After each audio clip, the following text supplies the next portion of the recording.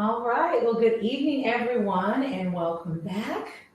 I'm your host, V. Bailey, and I'm so excited for us to be back for another episode. This is Ep.3 of Talks of V's Love and Marriage. And so we're super excited about this evening's guest. Before we get into it, we want to do a little housekeeping rules.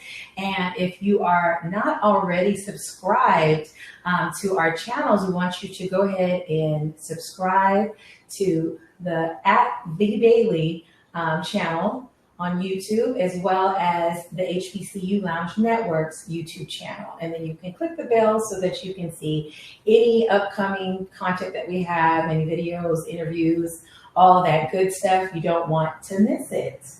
And so without further ado, I have two special guests that are very close to me. They're actually my personal friends. They're my family pretty much. And so I'm super excited to have them tonight for this wonderful conversation and just to learn from other married couples about marriage. And so I'm happy that you guys agreed to come on and share your love story. So welcome, Sarah and Jayhari. We're glad to be here. Glad to be here. Thank you, V. Yeah. Yes, of course, of course.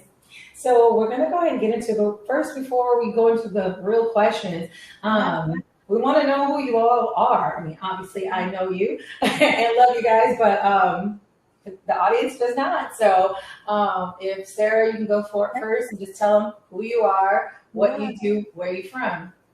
For sure. Well, my name, first of all, is Sarah Mason, and my profession is human resources. I'm a talent acquisition manager for a marketing and advertising firm. And I've been recruiting, doing corporate recruitment for over 15 years now, which is my passion, is getting people into the right job and finding the right position, of course, for them. I'm originally I was born in Miami. I have a very complex where I'm from question. It's always complicated.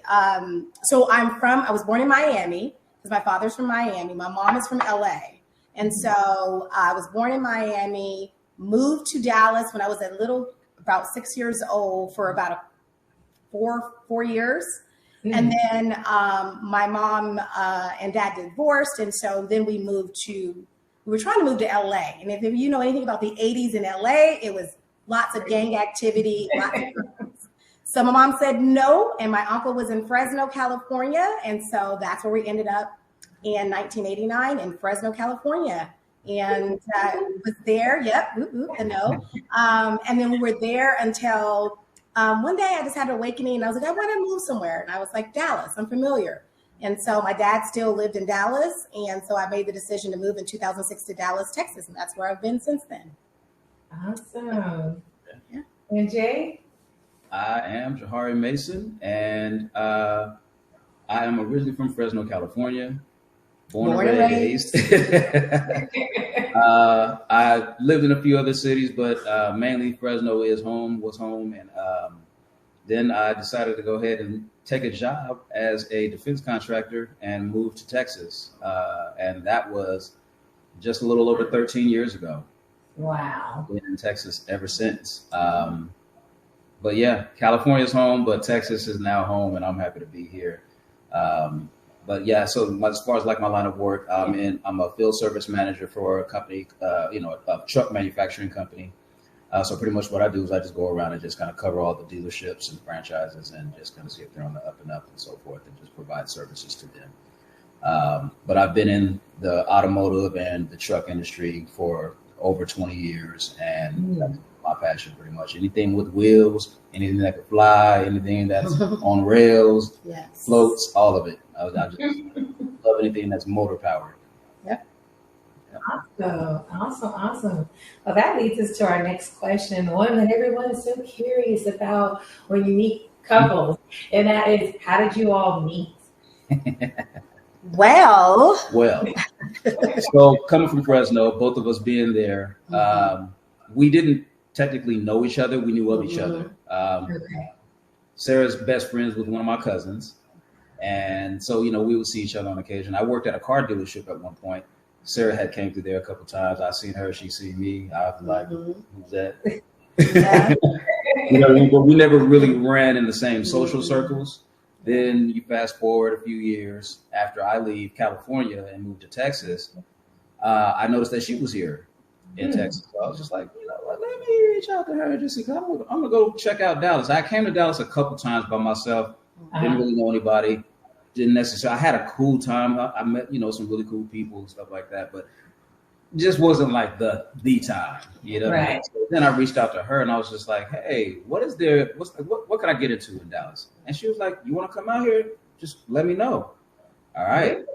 Message. I'll tell him. Yep, I was in the. Oh, you weren't living here at that time yet. He was in Texarkana. I was living in Texarkana. Yeah. Okay, that's right. Okay. I was like, I remember vaguely that you lived in another city. I just couldn't remember which one. Right. Yeah. So I was living in Texarkana at the time. I did leave that part out. And so, one particular weekend, I just told her, I said, I'm coming out there. And, she was like, okay, great. I'll show you a good time. And we'll go ahead and, go out, hang out and all that. You're going to have to pardon our little fur baby. No. Yeah. It's so funny. I feel like that's kind of an in, when someone lives, when you kind of like know them, but you're you're interested and they live somewhere, you're like, oh, I might be in town, or I was thinking about coming here. It's like the in without being too forward, Right. I encourage fellas, getting those DMs, it's not bad to do that. Slide into the DMs. Just come correct. Slide in. Right. Yeah. Awesome. Okay. And so that it really started off, just to be clear though, we met, that was in 2013. Yeah. And so we were friends for many years before anything. So I will say that was a big part of how we got here today. Right. Yeah. Yeah. Friendship was pretty much our basis, and then you just went from there. Yeah. Yeah, it's so nice when it starts that way because there's like no pressure, and you get to kind of just authentically, get to know each other. So love that. Okay, so our next question is, how did you know that your spouse was the one? Well, everybody does their box checking. Yeah, I think for me, we all, as women, we're probably the biggest boxes and the most, probably a lot more than men. Okay, let's be clear. We have a lot more boxes than men. But for me, I knew that we got married later in life. And so I had experienced relationships, and the reasons why those ended was really what I was looking for in my husband, right? Because for me, it was stability, someone who I could trust to lead me, and then also just, a good guy, like, all those things that we talk about, 6 feet and, he needs to have, a 6-pack, and he needs to, make 6 figures. We're a 666 crew, as women. We got to have those sixes somewhere in there. So it's like after, you kind of get to a certain age, you have a different focus. And so for me, those were the things that were important. Just that person that was, was raised right? That was a good guy who treated me as a gentleman, which he always did when we were dating. He was consistent. I always tell women, look for consistency. And so when it was time, and I prayed about it, major thing for me, I'm someone who prays about any big decision I make, and this is definitely a big one. When I pray, I ask God to show me signs that he was the one. And I always look for 3 validation, usually, as I call them. And when you pray, a lot of times God gives us the signs, but we're not still enough to hear them. And so I wanted to be still enough to hear those. And it came through friends. It came through people that knew him. I did my own research, being the HR person that I am. Back, Google. Some good references. Yeah, good. I didn't check the references. I treated just the same, right? Because presentation, people usually show them their best self. And so for me, it was important to see who he truly was, the good, the bad, and the amazing. So those were important. So that's kind of my what made me know he was the one after all of that. Okay. For me, some of my instincts were just how easy it was to just be around her and be with her. You know, there was no complication or anything like that. No hard pressing, like, I want this, I want to do this, and I want this, and this, da da da da da. You're just like, it's like, get that. Make me happy. My happiness relies on you. And, you know, there wasn't any of that. And I want to be married now and 2 kids. It was just, you know, it was just so easy. Mm-hmm. And the other thing too, just throughout our friendship, that's what made it easy for me to fall in love with her. Yeah. You know, as my friend. And then I was just like, okay, I'm really kind of thinking about this whole marriage thing now. Mm. I like her. Yeah. I like her a lot. I love her. Yeah. I love her a lot. You know, you just start for us guys though, it's fairly simple, you know, and you know, you just look at the way she is with her family, her being the older sibling. I mean, you know, she's exercised care with each and every one of them, you know, and just it's straightforward, you know. Right. If you want that result of, you know, trying to coach somebody along, like those things, that this is what she does, you know. Yeah. And whenever I would ask her certain questions, or you know, she would just bring me along real quick. There's no, oh well, no, it's just boom, right there to the point, and that's it. You know what I mean? And I'm just like, okay, I can make a decision based off of that. Just in life in general, you know, you kind of want somebody to give you that balance. For me, I can be indecisive, never mind. So, you know, she provides that balance for me. Those are just some of the things. Again, checkbox. Yeah. Easy to do for her. I tell him, I remind him of his mom. That's what it was. Yeah, I was kind of like that. That's pretty much it. Yeah, no, for sure. And it's interesting because you can come from 2 different backgrounds, right? And then still like have those things that remind you of home. That's what I think is really interesting with couples, is how you can come from different backgrounds, but somehow this person comes into your life being raised a little, maybe, you know, kind of differently, right? But they make you feel at home. And it's just like, oh, this is my home, not the home, you know, like that I came from, but the home that makes me feel like, you know, home, safe, and, you know, like this is where I want to be. So I think that's really, really, really dope. And it kind of leads into the next question, which is, did you marry who you thought you would marry? Because, you know, we've had those conversations, right, about me and you, Sarah, about the whole, I like bad boys before. And, you know, and I think a lot of times we have this set person in our mind, like I'm gonna marry this guy. He's gonna be tall, dark, and handsome.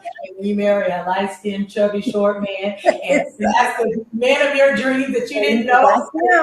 So, no, I would say that I didn't marry what I ideally went for many years of my life. But as I grew, I think that he's who I grew into, right? So my ideal is him, right? But how I got there was through a journey of a lot of people who were what I thought I wanted, right?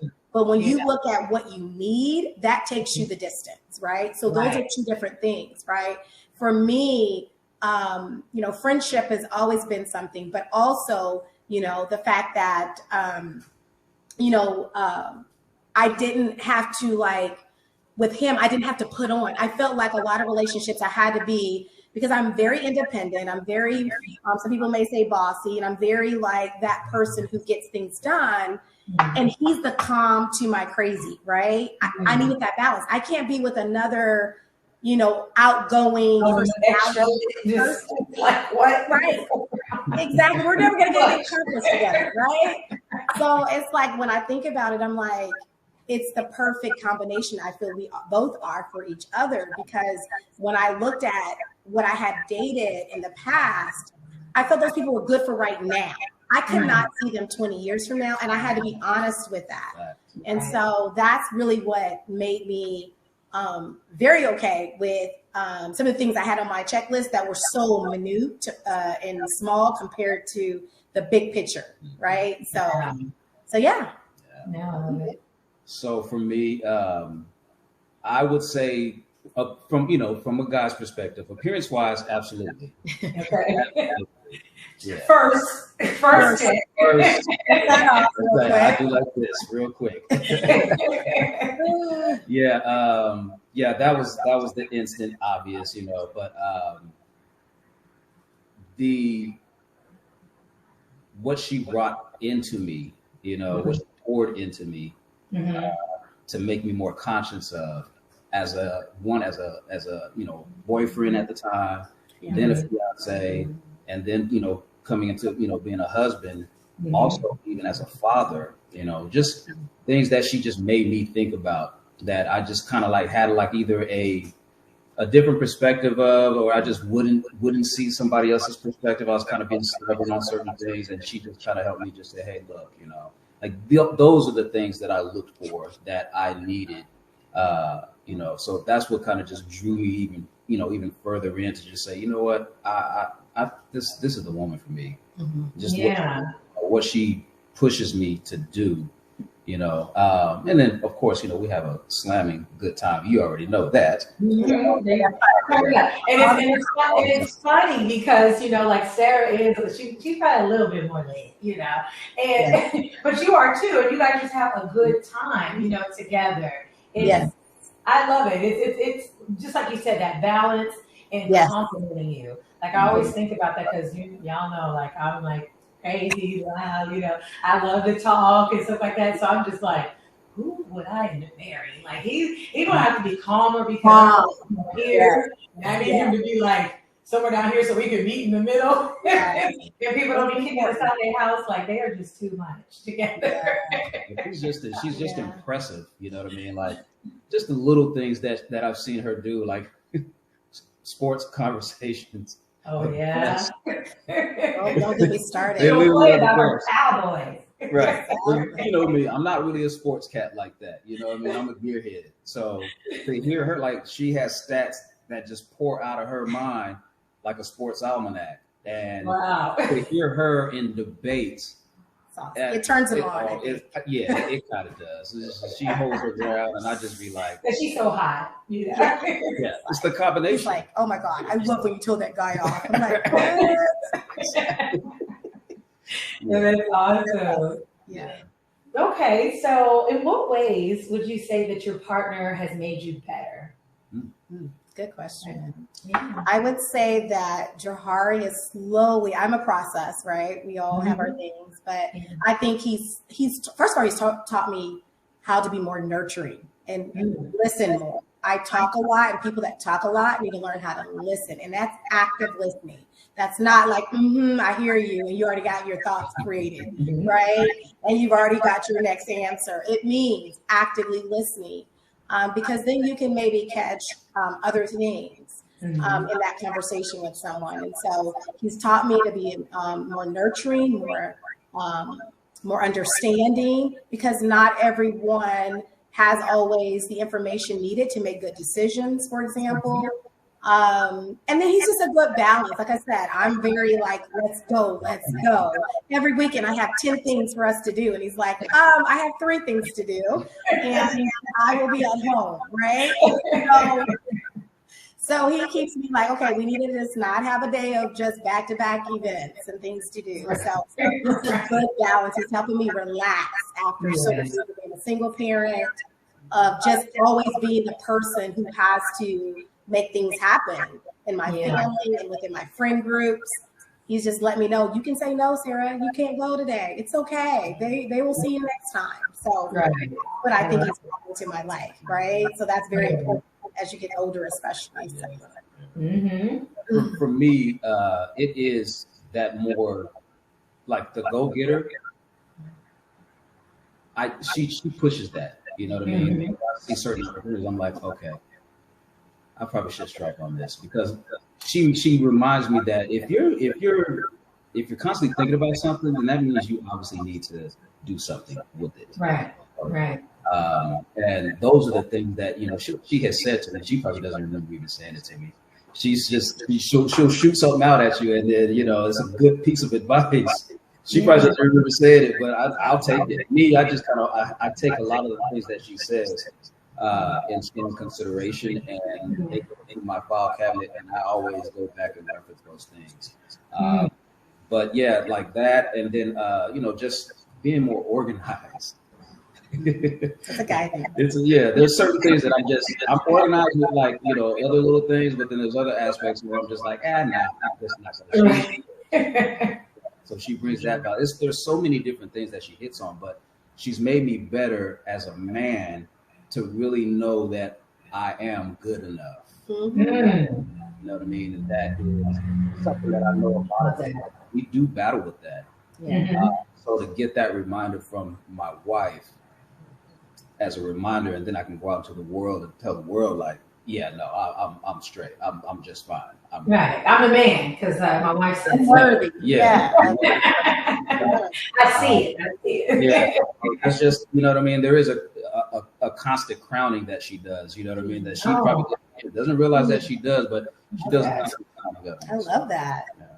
Okay. Me too. I'm like, write that down. Write it down. Yes, but I love that so much because what I'm hearing is how you have what each other needs. Yes. And I think that a lot of times people don't really think about that when they're picking a partner. They pick them for the things that stimulate them right now, but not being aware, right? Because when you're self-aware, you know what your strengths are, you know what your weaknesses are, and you know where it is you want to go, right? What your goals are, what your vision is. And the important piece when you're picking a partner, is to know how do they add to that? Like, how will they come and work with me and I can work with them and I have the key, to unlock those doors in them, the stuff that because you guys both have that in you, but it just maybe not be unlocked. And I think that it's really beautiful to see that you all figure that out. It's like, you are unlocking these parts of me that were there, but I didn't know, and now I get better because you do that for me. Correct. I love that. I think that's really sweet. And that crowning, what? Yeah, that was a good one right there. He did that. You're doing your job, girl. Hey. I love it.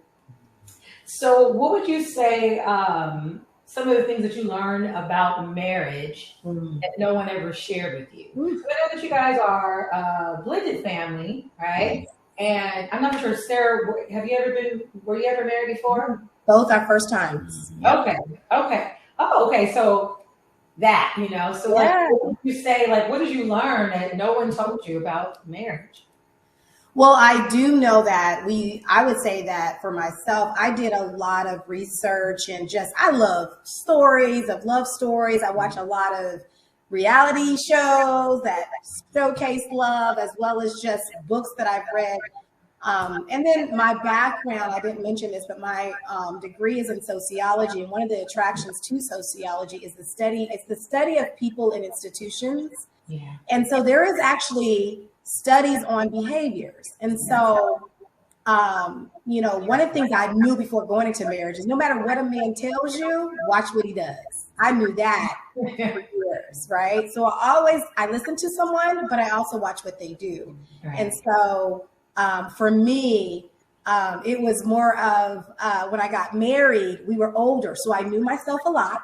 I was very clear on my strengths and weaknesses, right? But what they don't tell you, even when you're clear on your strengths and weaknesses and you know who you are, right? Because I think that's half the battle of marriage, right? Yeah. And I knew that he couldn't make me happy if I wasn't already happy. So there was no need for him to come in to save me, right? Right. But I still felt that coming together, I hadn't lived with anyone since I was in my 20s. And let me tell you, and when we moved in together, that was the hardest part. The way that we actually operate, how we pay bills, that was the harder for us, being that we were older when we got married and we were having to combine. Changing my name after 40 years, we didn't even know what it affected. I didn't know what it affected. I had to go and redo all kind of paperwork. You're like, all these forms. I was like, what? I got to fill out another form? I should just kept my name. Oh my gosh. Over the bridge. It was a lot. All your bank accounts, all your, these small things you don't even think about. It's like, I'm going to change my name, new passport. Social Security card. I had to go get that. So it was just like, that is what I did not know. And no one over the age of any age told me that. So that was more startling. I felt like on the emotional and mental side, I was ready. But on the physical, like living together and the changes it made for just, my life. Everything that you have established already. Really. Established already. And then in Texas, we didn't find about the laws in Texas. Like everything is mine. If I sign paperwork, you got to sign it. Right. There's nothing separate anymore. Wow. It's all together in Texas. Maybe I'm going to be learning that too. Yes. Check the law. We didn't know.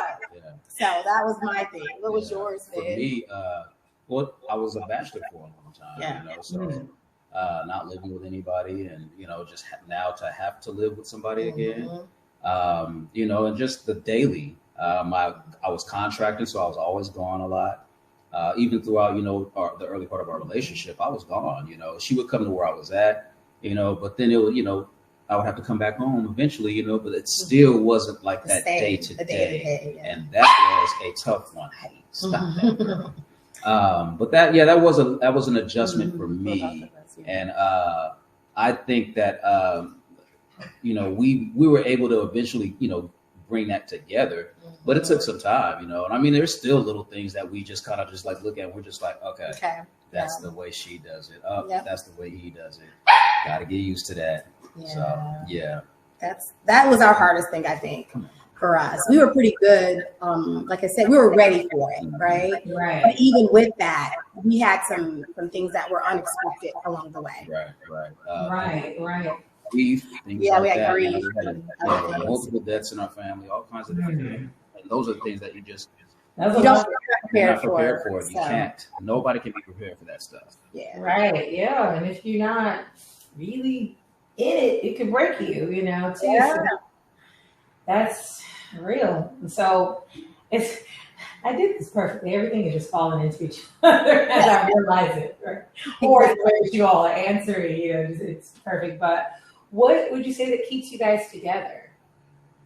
I would say our friendship. Oh, yeah. Yeah, if we weren't friends and we didn't, and also not love, let's be clear. I always tell women, I don't care how much you love him. Do you like him? Because when you're upset, when you're not getting along, when you're not agreeing, what keeps us still in the same, house and still communicating is the light. I really like Jayhari. I think he's a great guy. Like I said before, I think that he is someone who, if my daughter was dating someone, I want the characteristics that he has to be in that person.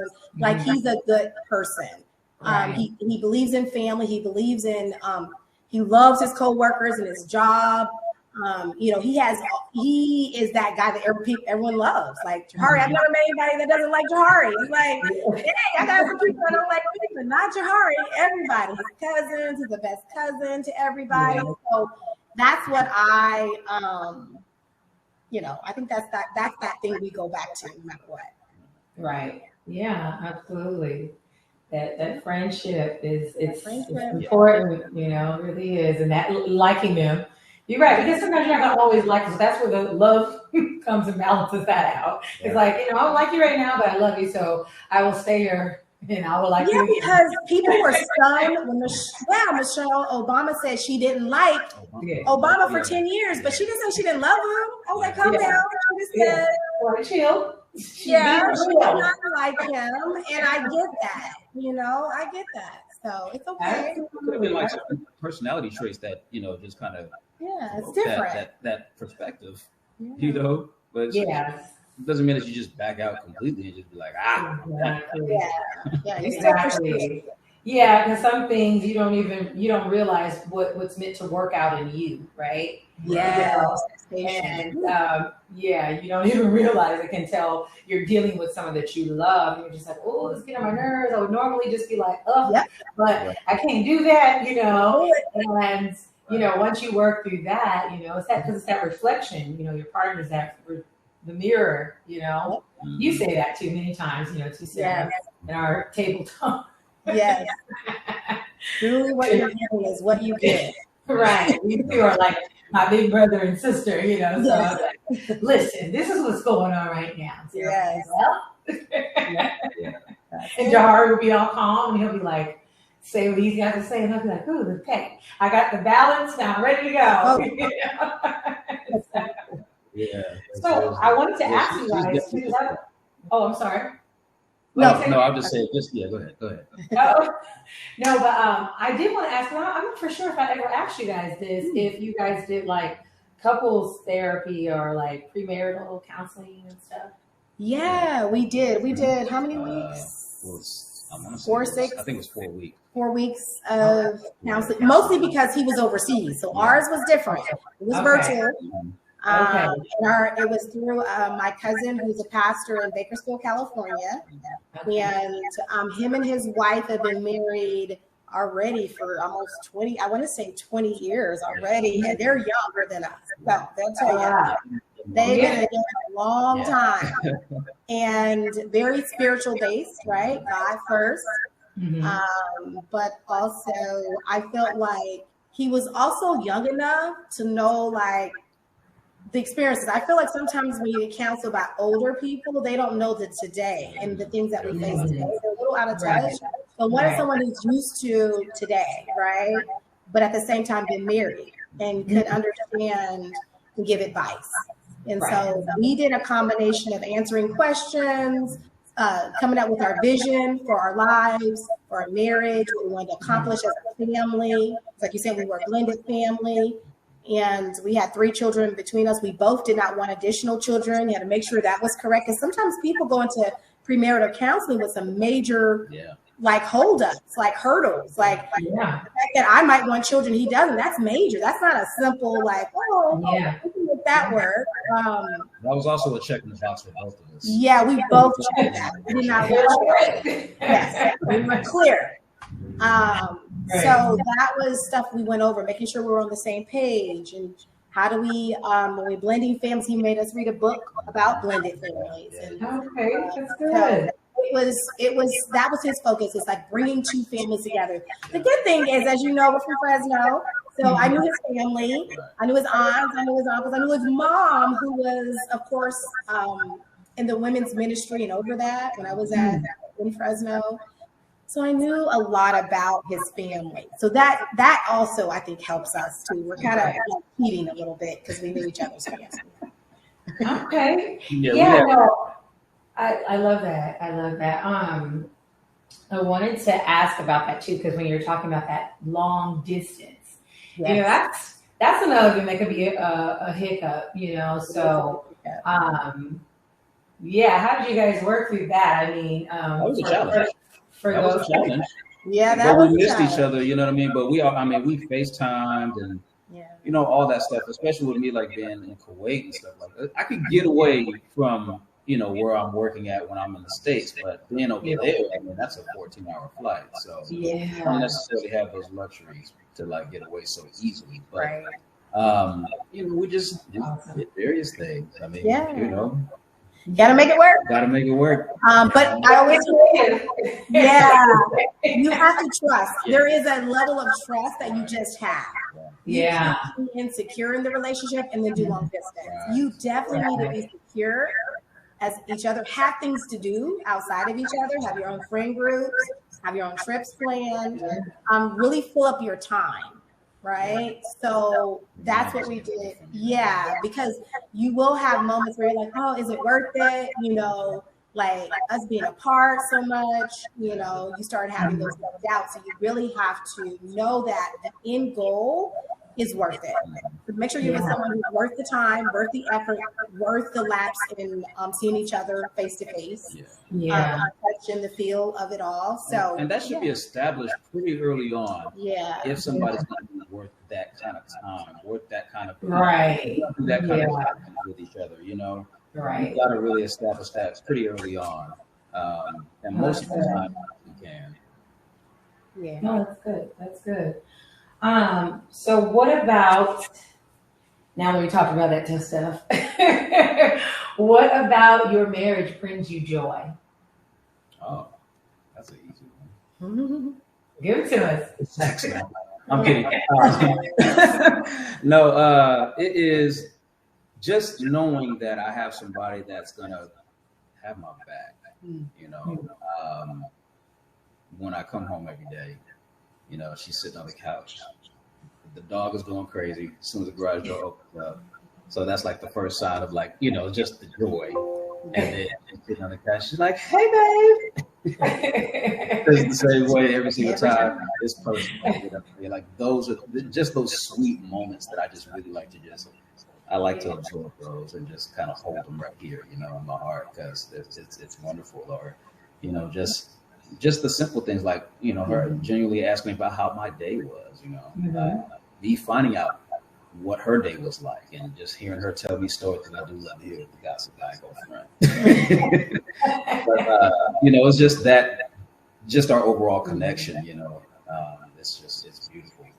Yeah, I would agree with that. I think that this being together, because we weren't at the beginning of a relationship, just being together is what brings me joy. We have a good time. We're always laughing. And we always have some stories or something going on at work or in our family. So it's always a good time. So yeah, absolutely. And, you know, I can, you know, from what I witnessed too, what I love seeing is that, you know, you guys are like your friends, you know, and also too, just those moments, what'll be 5 years, right? This year? Yes. 5 years.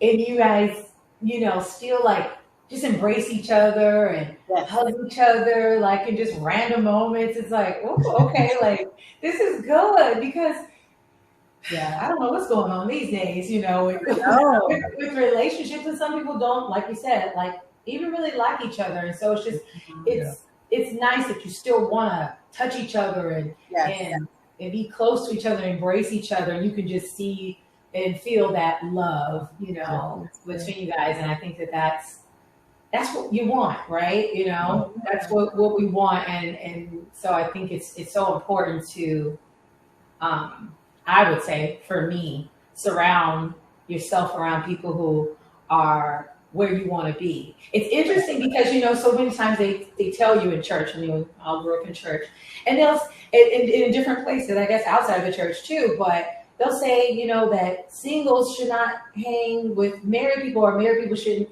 have, you know, a lot of single friends. But I think we have to ask more questions, like, well, what is it that is your vision? What is it you want for your life? Because if I want to be married, I should be around people who are married so that I can see, like, this is the real, you know? And I don't have this fairy tale of what it's going to be, and I'm not prepared. And I just want the hashtag I's married now, and you know, the wedding dress, bae, hubby, my man, all that. Like, I need to be able to sustain this, right? Yes. After everything is over, after the reception and all the cake and wine has been, you know, consumed, now you got to go home with each other. Yeah. You got to figure out how to live together every single day. Yeah. And I was a person who was around married people most of my 20s and 30s, to be honest. And I was that third wheel. And I think that's how I learned a lot. I knew what I liked about the people that I was around, and the stuff that I did not like. I knew what I could accept and what I could not accept through those experiences as a single woman, being around my married couple friends. And they also showed me, this is the biggest thing. You know, I tell people this all the time. The biggest thing I think I want this generation to understand is that marriage is work. And if you don't see it, if you've never been around it, if you don't know, it will be hard for you. It is not a fantasy. It is daily accepting the fact that you're working on something that's greater than yourself, and that you in this process will become better for it. And it's a choice. And it's a choice daily.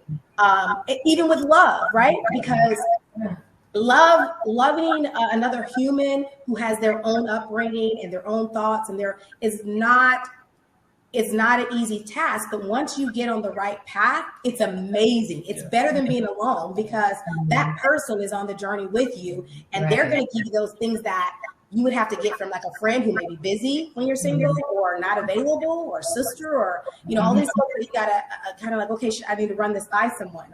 They're available to you now. And so that's the thing. They know who you are, and they're able to give you true not just what you want to hear, but real, true, authentic advice at that point. Yeah. And that's the beautiful thing about marriage, to me, is that it's definitely been a challenge when we had the times in which we were apart.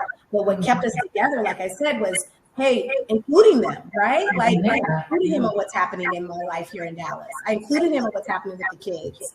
And he did the same about his family. So we were together even though we were apart, right? So it's important to just communicate. Constant communication creates the vision that you want for your marriage. So Yeah, absolutely. Well, that kind of led us right into the last question, which is that the advice. Well, it's not really a question, but just, yeah, like the advice, the most important advice that you would say for or give to singles who want to be married and they want to do it and they want to be successful. What would be that advice from you all? My piece of advice I would probably give is, no matter how hard it is to be open, try to be as open as possible. And this is one thing I say to us men particularly. It's not easy for me because I know I have a hard time with that. Mm-hmm. She's just, she's broken out the jaws of life on me before, and really push me to open up. Yeah. She always says, hey, don't do the surface stuff, babe. Go deeper. You know what I mean? Mm-hmm. Sometimes I'll, try to hold them back, but then she'll give me the cry a little bit. She's on her Barbara Walters for real. So she'll get it out of me. And I'll be like, I'm really not a crier like that. But she gets it out of me. So, but the thing is though, like mainly for new husbands, prospective husbands, open up, mm-hmm. Open up to your woman. Open up about your pain, open up about your fears, open up about everything. You know what I mean? Anything that you possibly can. Just try to get it out because we're dying at an alarming rate, and that's due to suppression. Yep. Heart attacks and strokes. Exactly. Mm-hmm. And being married, it does help because now you have this person that it can, they can be your sounding board. They're your best friend. They, have your back. They're not gonna go running to the streets and be like, my husband's nuts, because you know what I mean? Like, you got to really just go ahead and just, embrace the friendship in your marriage. And that's pretty much what I would say, be open as possible. As difficult as it may be, just try. Yeah, no, that's good. Yeah. I think the differences of women and men is very evident when you get married. There are differences in the genders, and what needs to, what you need to be aware of. I think for single women, some people call me harsh sometimes, but I would say, please work on yourself. Yeah. Marriage. Your husband's job is not to make you happy. And because we've been socialized, you see posters saying, happy wife, happy life. I think. See the word. Yeah, it's too much for a man. He's got a lot, especially Black men in this society, right? We need to be aware of what they're going through. Mm-hmm. And I get that Black men have not always supported Black women in every area of our lives, but there are men out here who are good guys, and you can't give that same reputation or just like, oh, all men are this way. That's not a true statement. And so we need to be, I would tell single women, treat this individual as like you've never met them before. Never bring the baggage of what someone has done to you into a relationship. When you're starting to date, do not dump on a new guy all the things that a last guy did to you. Mm-hmm. It's very much not attractive, to be honest. And if you then told them all the things that happened, if they are a bad guy, sometimes they use that to their advantage and they use it against you. And so you want to be very careful in that when you present everything that you're, of course, come with, be it kids or that baggage, but present it in a way where they can see your heart and not present in a way that you're so bitter, right? And that you're so hurt that you can't get over it.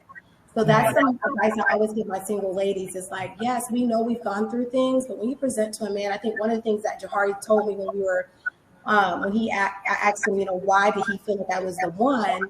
he said, well, I knew that if I went overseas or if something were to happen to me, that he would be okay.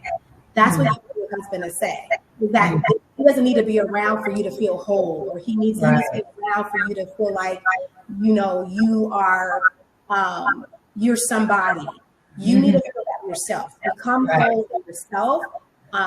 That way you're able to be a helpmate to your spouse.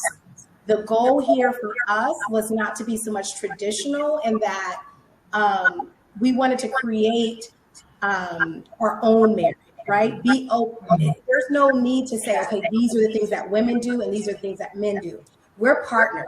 Right. So whatever it is that needs to make it work, that's what we're coming to the table with. That day, maybe 80% him, maybe 20% me. Some days I'm at 90%, he's at 10%.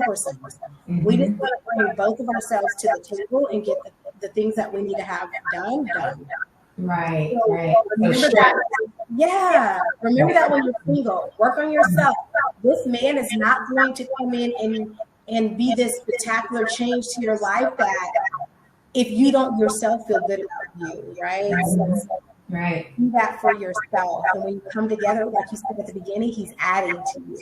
Mm-hmm. Your cups are full. He's letting you overflow. You know, he's bringing that overflow happiness. He's bringing that overflow stability. Be stable in your own right. Have your own money. Come with that, so that it's just an added piece when he's there. Right. Right. No, I think that's, you guys just hit the nail on the head with everything. It's so important. And then the more that you work on yourself, right? Because I always say, I feel like I was saying this before people were saying it, but it's not 50-50 because I'm a math girl, right? So, and a school girl. So I'm like, don't nobody want no 50, that's an F. Like, so you don't need to bring your 50 and my 50. No. We need to be 100. So you're showing up, you know, you're whole and you're not overwhelming your partner with putting the burden on them to fix things that you should have fixed yourself, the things that you should have worked on before, you know, and vetting properly that you have a person who will be able, when you're down, to pour into you, and you'll be able to do that for them. If they didn't start that way, they're not going to magically get some extra to pour into you when you get married, you know. And I don't think that, you know, people really think about it, but that's what this is for, you know. Think about these things beforehand. So I love it. One thing I'll say, a lot of people have had this kind of, you know, come up over the years. A lot of people find marriage as a solution, and it is not a solution. It is not an end all to any type of little, you know, ailments that you might have as a person. You know what I mean? Traumas, you know, you have to really work on that yourself. You got to identify it. You know, having to take the time. This is what I've always told people, like, hey man, look, learn how to be by yourself a little bit. Learn how to be by yourself. Learn how to just be within yourself, you know. And then you can consider possibly bringing somebody else in your equation. You know what I mean? A lot of people just jump from one thing to the and just go and keep on going. And after a while, you know, you got to get off that train. You got to stop and you got to sit and you got to just enjoy who you are. And that way, you know, you can actually build yourself up. You know, you might look around and like yourself so much that you be like, you know, I'm good. I'm good by myself. Yeah. You know, I can have somebody I go, you know, travel group or whatever and be good. And that, I think that might scare some people too, because we're so programmed of what it's supposed to be. What social norms. Yeah, exactly. A lot of social norms we got to throw out. A lot of our imposed traditions. You know, they some of them are they're just outdated. They're not up to the time of, you know, what we're at now. Yeah, where we're at now. And they're hurting us, you know. They are hurting us in this day and time. And I think we're being critical of each other when we all are trying to get to the same goal. Men and women, we're trying to get to the same goal, right? So why are we fighting each other? And so if we find that we can get past, well, he needs to be this way and she needs to be this way. I'm not dealing with, she don't know how to cook every night. Okay, brother, well, I'm not cooking every night, you know, or He doesn't need to, right? He don't need to pay for all your meals and Right. all these conversations I hear. It's just Y'all can eat Chick-fil-A someday. Yeah, time period. calm down, right? So if you had your own thing going on, you wouldn't even be worried because right, exactly. You wouldn't be worried about that. Yeah, Exactly. that's very important. Well, I'm just thrilled about the conversation. I feel like it was just so many good little nuggets in there, and so that's all of the questions that I have, and I am just thrilled. I'm excited about this season because this is something that I had an idea about doing something in this arena when I was a kid. And I was like, I don't know where this came from, but we're going to put it in the back, on the shelf for a little while. And it's just beautiful to see it come full circle and just all the wonderful couples that will be on, this season. And I'm so glad that you all were a part of it, so thank you again. We appreciate it. And we just want to say, this is your calling. This is what you're supposed to be doing. And we appreciate the work you've been doing, especially for the Black community. But I know your vision goes outside of that, but just know that it's much needed. You need to see happy couples. That's why that was our vision, was we didn't see a lot of happy couples growing up, and we wanted to present well so that people wanted to get married. And but they saw the work too, right? They saw us maybe have a bad day. They saw us maybe argue. They saw us, have a trip and we're having a blast and we got our friends with us, right? They see us with our single friends. They see us with our families and our kids. Like it's holistic in this thing. And so like you got to see all aspects. And I feel like one of the things I would say is the older generation hit a lot of stuff and we didn't see a lot. So we had no idea, the first 14 of my years of my life, my parents were together and I only saw the end of it when it was bad. And I wish I would have saw more of the good. And what did that? Or maybe it doesn't stick out. Some people say that the negative usually sticks out in our minds for whatever reason. So maybe it was that, but I do remember the happy times. And those are the things that I really liked. They were actually happy and always laughing. And we had a great time as a family. So, and it shows you can have that balance too, because sometimes when you see it only one way, it's very hard, or you don't believe when it's good, in your own personal relationship that you can have it because you don't know what that's like. You're not familiar with it. You're like, I'm kind of familiar with this. So you spot on with that for sure. Yeah. Represent. So we're excited. No, I love that. And that is a big thing too, because you do see all sides. Like I love that you mentioned that too about still hanging out with your friends and then your single friends too, whatever. And it's just like, I think because you guys kind of have the family approach, right? Where it's like your friends are your family. Right.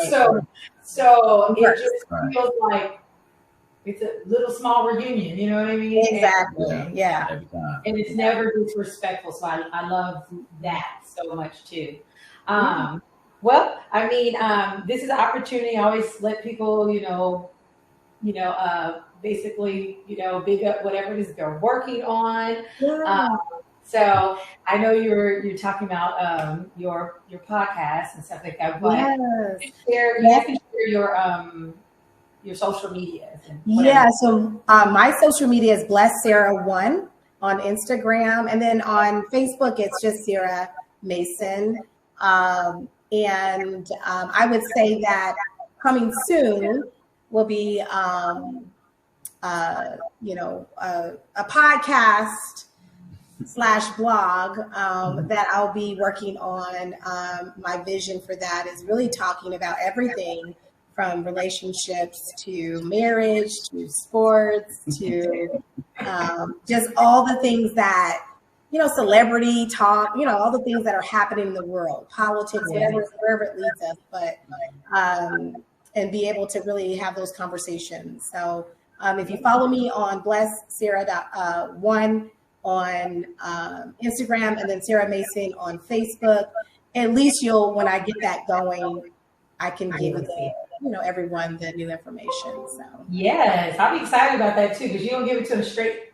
yes, we want a straight shooter, no chaser. And Jayhari?